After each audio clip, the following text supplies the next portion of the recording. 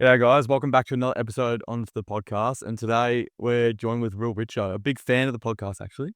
Yeah, big fan. Number one. Yeah, what was it, a week and a half ago? You were begging me to come onto the podcast, and like I've heard, like all of our mates, they say the same thing. But then you put up your Spotify and you scrolled through every single episode, and it was at least like halfway or finished for every single episode, and you showed me every single one. I don't think that's true. You begged me. It went like this, actually. You were like, "Oh, bro, Richo, can you please come on my podcast?" I was like, "Well, you're only human." And yeah, that's how it happened. Yeah, no, I did want to have you on because it wasn't just me that wanted you on, but Riley and CD as well. They're a big fan of your humor. Bruh. Stop it, guys. I'm bluffing. But yeah, I reckon like the first time we ever like became mates or like friendly with each other was probably like it was definitely through footy. Yeah. I remember playing against you against Surrey Park and just getting smashed by 100 points every week against you boys. But we only started really chatting, I think, like through Oakley trials. No, I remember in year 7, we'd text after the games on Instagram DMs. It's like, yeah, we did. You full slid in my DMs. Like, you played really well today, bro. And I was like, yeah, man, you played so good as well, bro. So that's kind of, or you full slid in my DMs.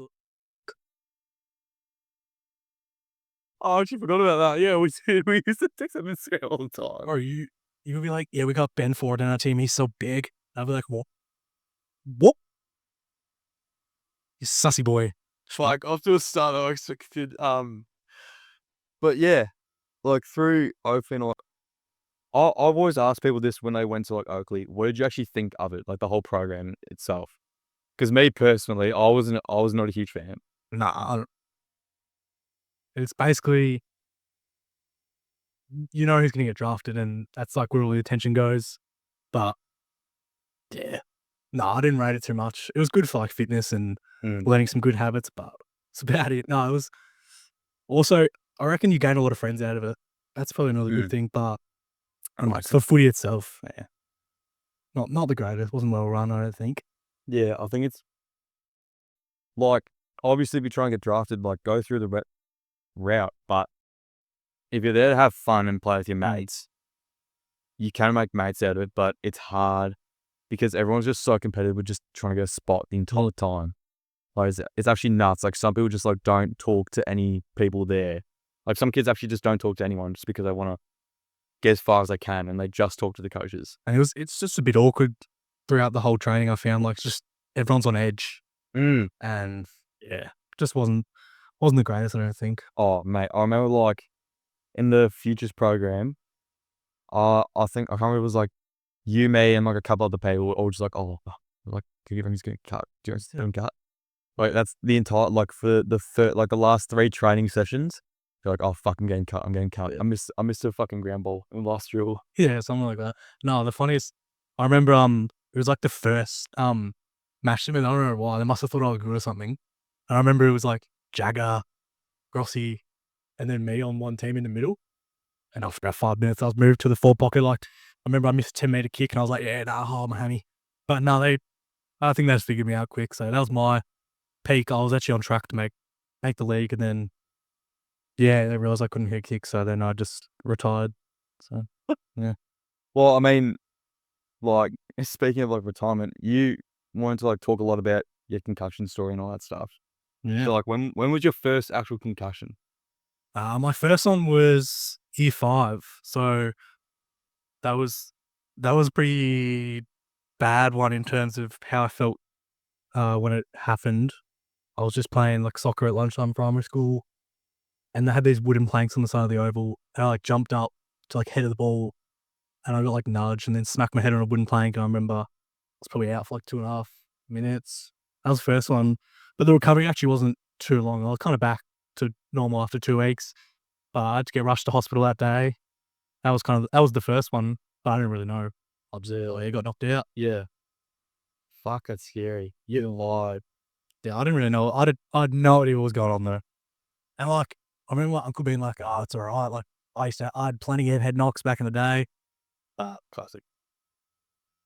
What was like out of all of them? What was like the one where you noticed like all of those like acute like symptoms at the start, like dizziness, like chronic headaches, all that stuff. So I've had 6 in total.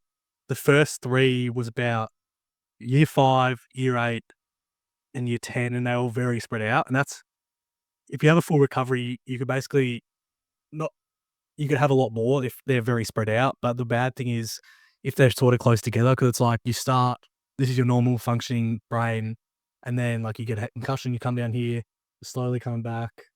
If you have another one, you'll go further down, you only go back to a certain level. Yeah. So that only really became an issue when I had the one at the end of year 11, and then that was about 3 weeks recovery, and then the first one in year 12 was about 6 weeks recovery because it was only 6 months apart, and the next one was 6 weeks after. And that one, like, that completely fucked me. Like, I was still feeling it now, and that's 5 or 6 months later. Fucking hell. Yeah. So what was the story behind the last one? Was So, that school footy? yeah, so both the concussions this year for school footy, I only ended up playing 2 full games in the year 12 season, which wasn't very fun. Fucking hell. And so the first one was against Marsland, just normal concussion. And then it was probably, I remember it was funny. Every time I had a concussion, the timeline for recovery got longer and longer. So my first one was 7 days, you're fine.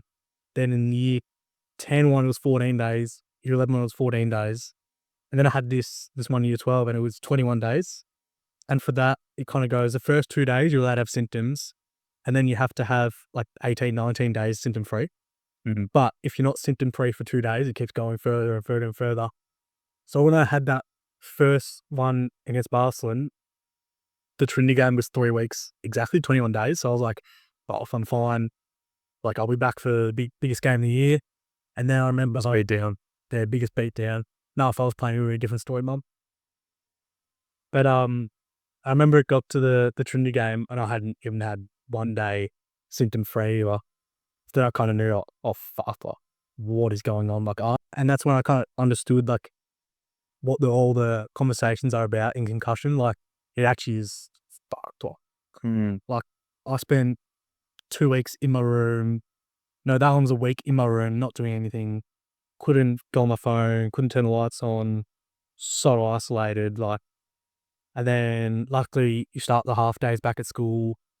That one wasn't too bad. I could kind of get some work done, and then it got better and better and better. And it was about 6 weeks, and I came back. So that was the first one of year 12. And this is the one that was called Mary Will Tire, unfortunately. The next one. So my first game back, last game of year 12 footy, pretty special day. And then the first quarter, I get knocked out, run into a teammate while picking up the ball. He runs into me, sorry. Knee to the head. And then I ended up being out on the floor for 2 minutes. They stopped play, called the quarter off, calling the ambulance. But then originally I thought I was just 5 seconds. And then, because all the games get filmed, and then I checked and I was like, holy shit, I was unconscious 2.5 minutes. And then that was very, very emotional and sad day, because I kind of knew that another one that close is like, I'm done. Yeah. And then following that, it was probably the worst period of my life, to be honest. Like, I was 2 weeks straight, didn't talk to anyone, I wake up with headaches. This is my day basically. Wake up, eat, be awake for half an hour, back to sleep, so 3 or 4 hours, wake up again, eat, 20 minutes later, fall back to sleep, like just for 2 weeks straight, didn't leave my room once, and it was just, it's the most, I've never felt so alone in that period. And then I was at like a normal GP, and he's like, fuck, like it's been 3 weeks, you can't do anything. And then he's like, then I went to this concussion clinic in Richmond. Like, they had like a psychologist, like a concussion specialist, a physio, like another physio to help with like motor skills, because I couldn't balance, couldn't do anything. And then they had like a speech pathologist to help with like speech and memory. And it was just like, I was like, holy fuck, like I've got a full team around me. And I kind of felt a bit better. Like I could get out of bed by that stage, but I couldn't. This is also around the end of school sacks. So the sacks were just piling up, and I couldn't read a page. I couldn't do anything without getting headaches, which would cause me to just die up. So I was at this clinic, and it was so confronting. I was like in a room with people with amputated both legs, people learning how to walk, people with serious injuries like wheelchairs, loss of limbs, like everything. It was so confronting. I'm like sitting there as an 18-year-old kid with a couple head knocks. I'm like, what the fuck is going on, to be honest? Like it was just like, this is so bad. Like I thought my life was gonna be like this forever. And then the fact the concussion clinic said like a very common misconception with concussions is the first couple of weeks you like sit in a dark room, don't do anything. But what actually started to make me feel better was you got to push the symptoms. You got to get out and do stuff. And I started doing that and getting better. And this is probably around 8 weeks. I still couldn't read a page, still couldn't do anything. If I had a conversation for too long, I'd start to feel sick. And then it was the end of term 3. So we were heading into the exam period and I had all the sacks of Unit 4 to do. And by this stage, I could kind of do about 10 minutes of work. I remember I had like 12 sacks in a week. Yeah, I remember you, at Swinburne, you were studying for like PE and maths and all that, and you're like, yeah, I've got 12 sacks. I'm like, are you fucking kidding me? Yeah, it was crazy. Like, it wasn't just like I'd sit a sack. Each sack was broken up into 4 parts at 4 15-minute intervals. So genuinely, for those holidays, I'd go into school, do a part of the sack, have clean up break all day for 3 weeks straight, just to try and get through and finish at 12. Like, I was like that close to pulling the pin. If I didn't get through all those sacks, like I would have got ungraded, which definitely would have interrupted what I wanted to do. So yeah, that's kind of the worst of it. And like bringing it back to when you first saw yourself getting knocked out, like what was that, like seeing that in that moment, like what was that feeling that you felt seeing yourself knocked out for 2 minutes straight? Oh, I kind of laughed about it, to be honest. I was like, what the I was like, That's you. That's how you cope with things, though. You laugh yeah. about shit and take the piss out of it, which is good. Yeah, like I was just laughing, to be honest. Like I was like, what? I got knocked out for 2.5 minutes. I don't remember any of that. And it was actually funny because like after the game, it's good for the captains do a speech. And I'd just been knocked out. I had to get up and do a speech and I couldn't remember a single thing of the game. Everyone was like, you're right, mate. Like, what's wrong with you? You're right. So that was pretty funny, actually. Fucking hell, that's full on. Like what was like the most serious moment when you realized like, fuck, like concussions actually need like more attention, like the media, like especially recently in AFL with the 3-week extension for concussions. It probably wasn't when I was at my lowest. It was sort of when I was back. I just started studying for exams. I was on 20-minute timer, studying 20-minute rest, 20 minutes, and that had been 10 or 12 weeks after it, and I was still only able to do 20 minutes or so. That was probably where it hit me like, fuck, am I going to be like this the rest of my life? And that's when it kind of hit me. I was like, holy shit. Like you see like the Paddy McCardens who retire because concussions, Brayshaw, like, and it just hit me. I was just like, yeah, this is so serious. Like it fucks you up so bad. Yeah, like you can't, like, Paul Seaman now still, it's been like 2.5 years. He still can't hang out with his mates. He can't go play golf. He can't do anything. And it's still, so there are people who had it worse than me, but I just think it's so important to take care of it because honestly, like, it's not like a normal injury where you can just rehab it or anything. Like, it has lasting effects. Yeah. That's kind of where it's hitting. Yeah, because like personally, I never, like when I saw like the 3-week concussion protocol, I was like, oh fuck, that's a bit long. Because the only time I've had concussions was like under 13s, and I think I had like 3 in the season, and that's when like it was just a week. You take a week off, and then you just come back, and like I was normal. I didn't feel anything after the entire thing. But then like hearing like from Riley and Campbell, like when it actually happened to you, and seeing like how you were, like Campbell told me like you guys were like out to coffee, like out to a cafe at one time, and you were just like spacing out, just like repeating yourself. I've almost got in a car crash. Yeah, that too. That too. And then that's just how it was for like 10 to 12 weeks. It's so fucking full on. Like your brain just literally isn't like operating properly. It's just That's scary. But apart from that, you're going to Camp Canada. No, I am. So you're going to you're I'm out. you're getting out of here. Yeah. So what's the whole trip going to be like? What's planned? What's going on? What are you doing? Well, so because I can no longer play footy, I was kind of like, it's a great opportunity to do something else. So me and my friend Lachlan McDonald, hey Lockie, if you're listening, decided we'd always thought of traveling, but we're kind of both like, let's just do it. So it's basically, you know, in those like TV shows, movies, Americans will send their kids on like summer camp. Yeah. It's literally that. Like it's just that, but in Canada. So that'll be about 2 months doing that, just working with children. And that'll be good fun. And then we'll do a road trip across Canada for a month. That'll be good fun. And then off to London for 3 months after. Fuck, London will be good. Yeah, I know you'll love London. why's that? The nightlife there is really good. Like I kid you, so I went August 2023 and we stayed there for 4 days and we were just like in a random hotel, and I kid you not, every corner you turn there would be a pub on every single corner. So you can do like a little pub crawl, mate. You and Lucky. Yeah, no, it's definitely the place I most want to go. So like in Camp Canada, what's it that you actually do like when you're working the kids? Do you like take them to the snow and shit and all that? Well, I don't think it'll be snowing soon because it's summer there, but so we'll be on the lake doing wakeboarding, kayaking, playing. You can be vast. So Fuck, I get so fucked with all these geographical things. Like when I thought Portuguese wasn't a language, I was in my episode with Ganji. She was talking about going to Portugal and learning Portuguese. I was like, don't they speak Spanish? English or Spanish? Wait, what was the question? I forgot.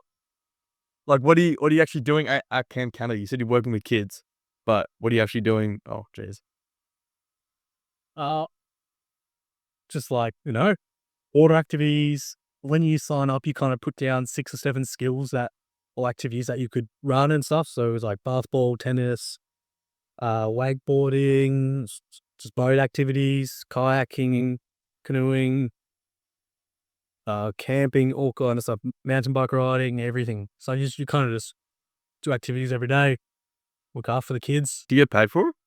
Yeah, not much. I think I worked out, it's like $3 an hour. Wow. Yeah, $3 an hour. So How'd you actually like get like involved? Like, how'd you figure that out? Like, find that out and like organize yourself to actually do it? well, to be honest, I was a bit lazy with that stuff, not gonna lie. But I was kind of like, yeah, no, I should be. And then Lockie was like, told me what to do basically. He had to like spoon feed me. Like, he just daddied you. Yeah. He picked me up and just walked me off a little kitty. And then he did some, yeah. And then we figured it out, made the application, 2 interviews. They basically wanted me to be CEO. I said, nah, chill. Ugh. And then, yeah, it got picked up by a camp. Picked up. What am I saying? Huh? Anyway, and then we got placed at this camp, and then English or Spanish. Basically, yeah. Yeah. So do you just want to do this just because you want to travel? Like, is that like one of your passions, or is it like other things as well? Or is there other things to it? No, I definitely always have wanted to travel. Definitely one of my biggest things because you know all these old people. They're always like, "Oh, travel when you're young, travel when you're young." Like, yeah. But no, it's true. I think it is a good time to do it. And I think if like already now I'm in Melbourne, I'm sitting around doing nothing. Yeah. Spider Don't. around here doing nothing. So I think it'll be something to do. Yeah. Is there something that you're scared about going to Camp Canada other My than mommy, missing my mommy. other than being homesick? Mm, Probs. What if I like make some enemies? Nah, probably just is the homesick a little bit. That's about it. No other worries. That's what I'll start with. like, how does the accommodation work? Do you have to organize all your own stuff, or is it like is like share homes or like share beds or something like that? At the camp, you sleep with the kids, and then so yeah, you just sleep with kids, and then like in dorms, like a school camp. Oh yeah, yeah. So right next door to the kids. What? Nothing. What are you doing once you get back? What do you plan to do for like work? Are you going work, uni? I know you're coming to join Riley and I back at Deakin once you get back. 2026. I'm doing That's 20. That's 8. going to Deakin. I'll be a year behind. Jesus. It's kind of uni. Probably maybe return to some sport. I don't know. Make a debut for Old Trinity. Nah, bro. Old Trinity's dust. Dust also. Are you gonna go to Old Campbell? Yeah, we beat you by 120, boy. Yeah, true. You did too. Off script. What's your biggest fear?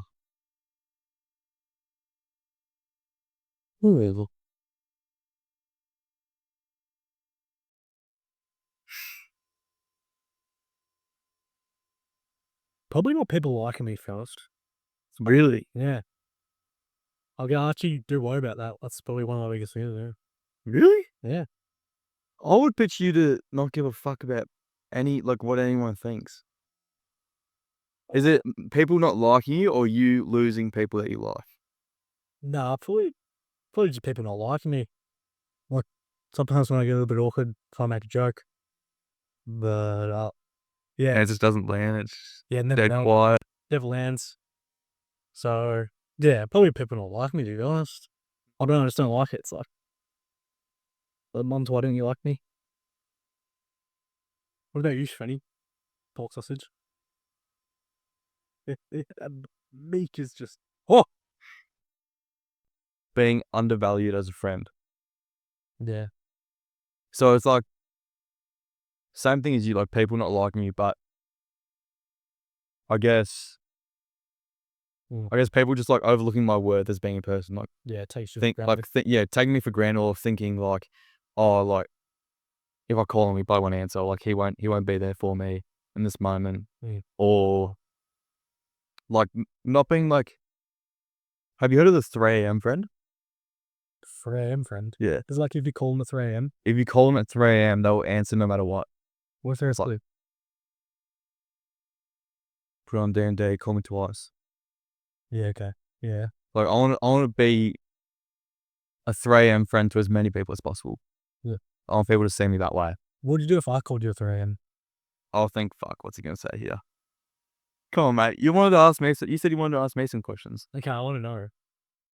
When you started this all, did you ever get worried or overthink what people might say or think, or just get a bit insecure or anything like that? Or did you just really not care and just do it for yourself? At the start, I actually had like a lot of support from everyone. Like I had a bunch of people posting on this, like my first episode, people posting their stories, like my music dependency episode, which was my first like proper one.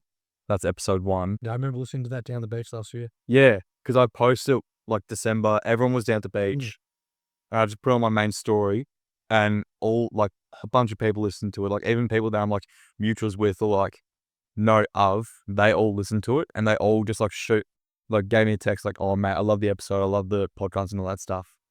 And then after like the first like 3-4 episodes, you see the views and like listening stuff to die down. And then I'm like, okay, people are initially going to support it. The viewers that I get from like 15, 20 episodes in, they're the people that actually want to see me like succeed and like do well with this. And back to what you said, like getting insecure about it. Once they like really started to go down, like I've had like plenty of episodes of single digit listens.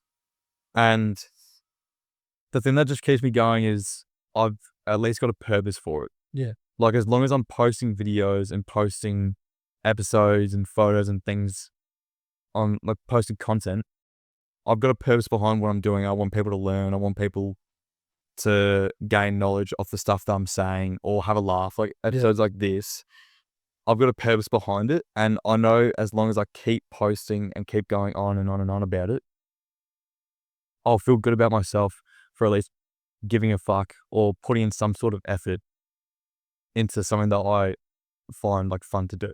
Like this for me is like a hobby. This is not a job. Like when people ask like, oh, what are you doing tomorrow? It's like, oh, I'm just like working the podcast. I'm not saying like, oh, I'm working or something like that. And I think if like you enjoy it, which I think you do, then it doesn't really matter, to be honest. Like if you're enjoying it, it'd be fun to make, fun to see what impact you can have. So I think that's proud-ish for any boy. Oh, thanks, Richo. No, Appreciate it, I man. think a lot of people definitely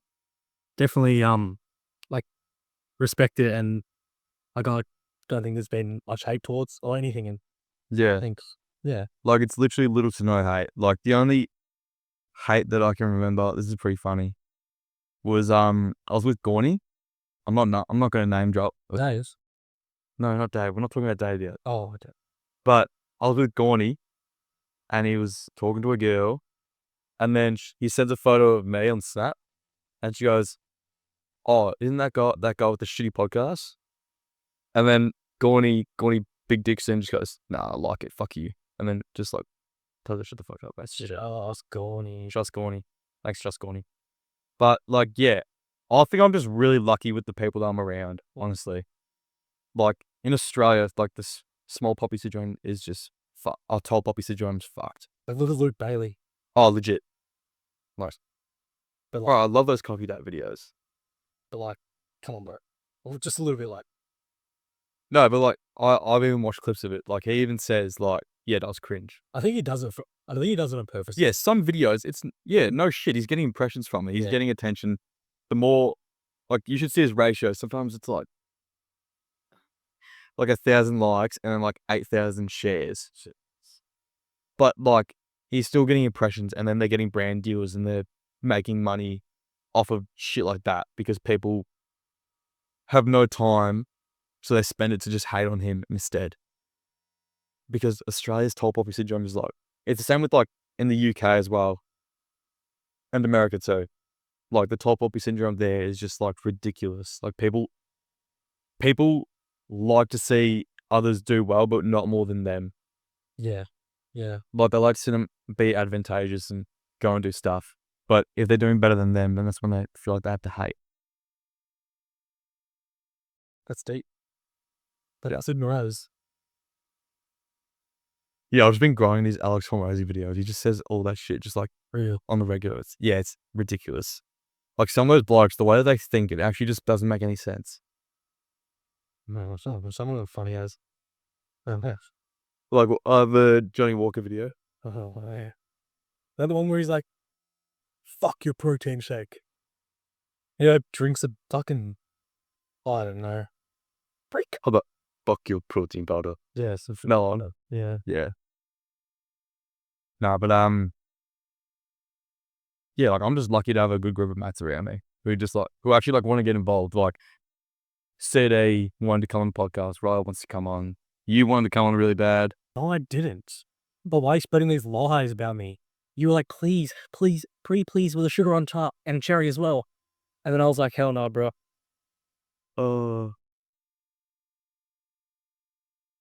So, Richo, you've been thinking, this is your segment now. What do you want to get into?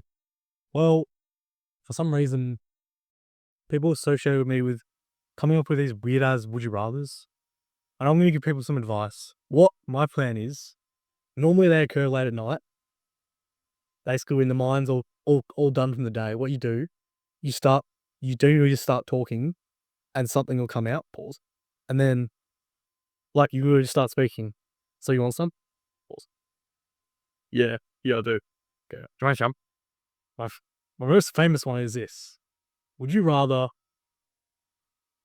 pick out every single pair of Matt Zando's chest lettuce, one by one, go, pick it out, or lick Sam Tyrrell's toes spotless after he's walked through mud, and then Sam, and you have to lick it spotless, like not one cum. You have to eat it up, bro. Wait, so it was every single hair on Gorney's Chest lettuce. Yeah, chest lettuce. Do you have to, like, individually, or can you do multiple? No, one by one. See, looking at it from a time span perspective, I reckon Tiz's would take less time. But I don't think Gorney's would be as disgusting. 'Cause you're eating sand and dirt. Yeah. You don't have to eat it. You can just lick it and go. Tuh. I reckon I'd go for Goring's chest lettuce. Yeah, that's a common answer actually. Really? Yeah, I'd say so. How many people say tis? Say 4.5. Is the half? I'd rather. Nos. Tos. Tos. Oh, that's good. Oh, What's that's it real called? funny. Yeah, I want to keep going. Yeah. Just so everyone knows, he just cut one out, which is doggo's. It was the best one. Anyway. Mate, this is just like when I put that poll, the text box up on my story, and you and Chloe responded like 20 times each. I did all the plays as well. I've got that soon. Oh, you made a couple of those jokes. Oh, please. I can't. Oh, I can't do that to myself. let me think of something else. Oh, I go on. Would you rather never be able to kiss someone ever again in your life, or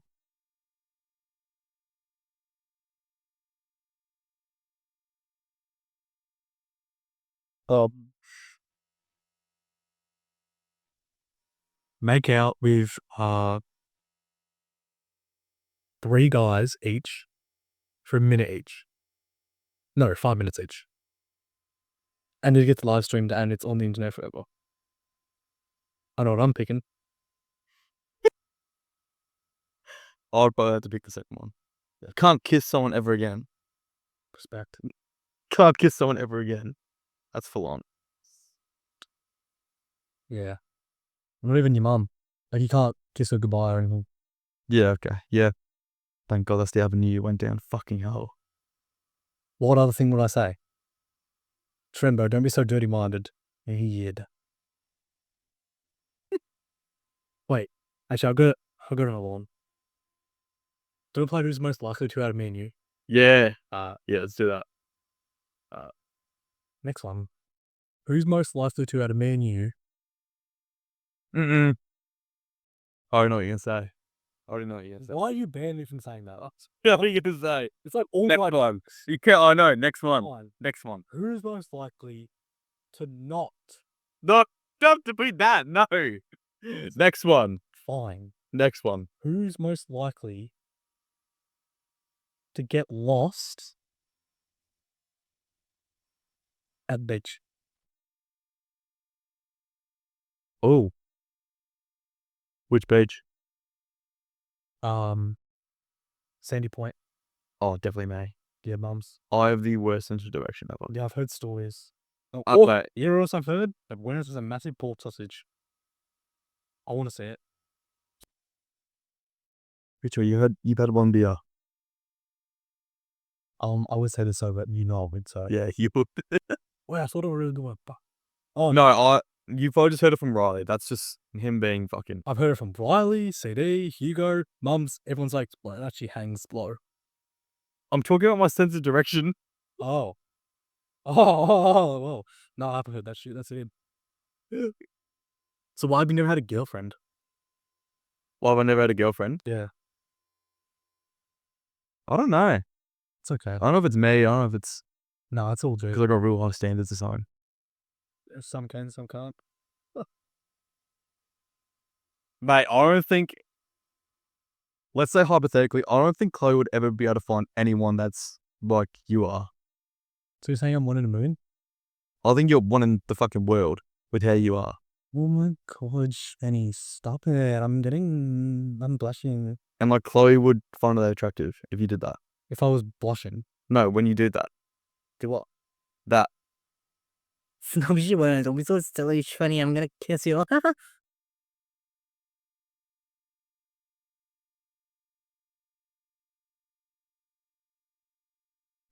got another one.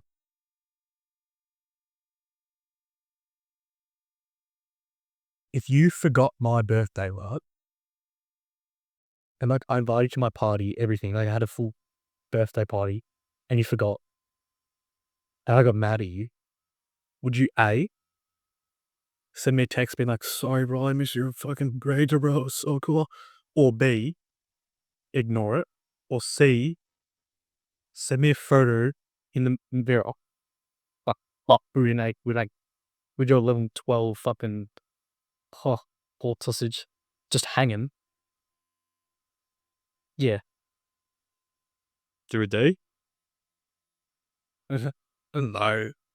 D, or would you text CD saying, bro, I hate Riley. I'll do D then B. What's What? happening? No, sorry, D then A. Yeah. I'll do A. I'll send you a nice message. I do. Yeah. C. I'd expect C. Bro, I can't listen. I'm never going to be able to listen to this cat. I can't listen to myself. I'm the exact same. I actually can't. I hate listening back to all my episodes. Like when I edit, I only edit out like the big gaps of when I have like mental blanks. Yeah. Like when I don't say anything. But if it's like let me chat episodes, I'm gonna have to listen back to myself. But I fucking hate listening to myself talk. Yeah, I'm not. Like so much. I'm not listening to this shit. Oh, one you two. This is fucking funny. This is a good fucking episode. But I'm not listening to myself. Get too turned on. Oh, I'm the opposite. If I could turn it off. Yeah, it's not the best. So then, what else do you want to ask me about, Shreddy? This is a once in a lifetime opportunity.